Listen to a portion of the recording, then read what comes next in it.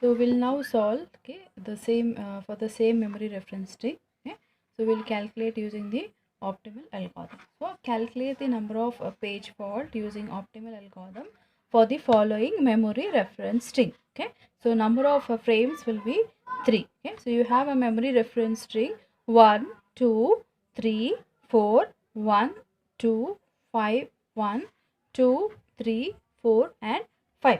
Okay, so now as usual, so we are having, okay, in the problem given the number of frames is 3. Okay, so whatever is given, if it is given 3 you have to use 3, if it is given 4 you need to use 4. Okay, whatever specified need to be take. Okay, so now there are no pages in the main memory, so this means this is a pure demand paging.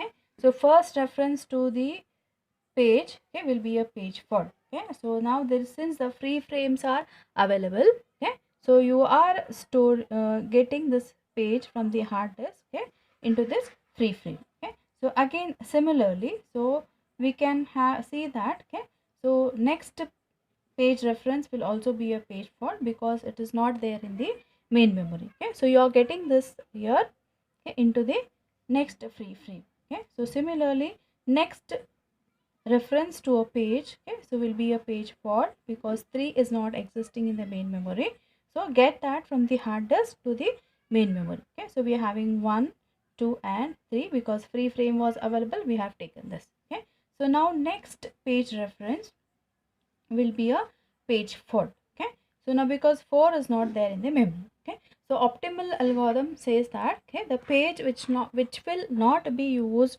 for the longest duration of time we have to be replaced. Okay, so remember the criteria, the page which will not be used for the longest duration of time will have to be selected as a victim page. So that means this algorithm is saying that, so you need to search in the future.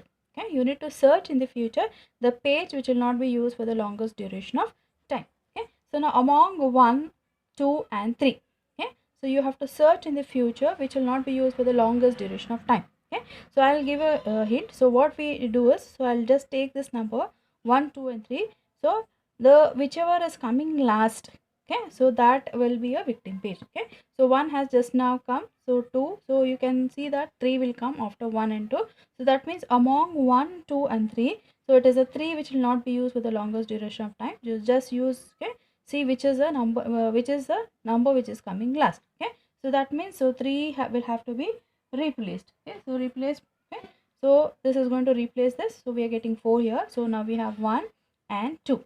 Okay, now for 1 there is no page fault, for 2 there is no page fault because this is already there in the main memory. Okay, so now for page 5, okay, so now you are having a page fault because the page is not existing in the main memory. Okay, so now you have to check that among the pages 1 2 and 4 which is there in the main memory, which will not be used for the longest duration of time.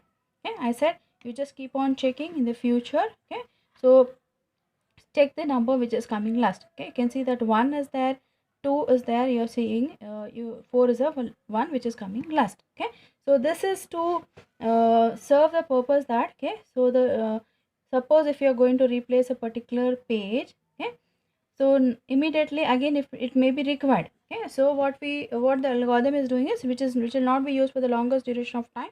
Okay, so that page it is going to replace. Okay, so if you are replacing these pages immediately, okay, if they may be again required, so again it is generating a page fault, so that thing it is going to avoid. So the page which will not be used for the longest duration of time among 1 2 and 4 is the fourth page which will not be used for the longest duration of time, so that becomes a victim page, so this gets replaced by 5. Okay, so now for 1 there is no page fault as it is there in the main memory.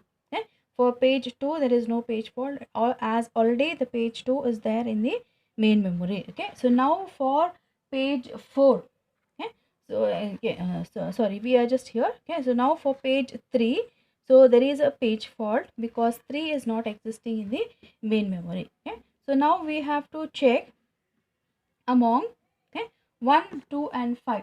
Okay, so which will not be used for the longest duration of time. Okay, so now you have 1 2 and 5.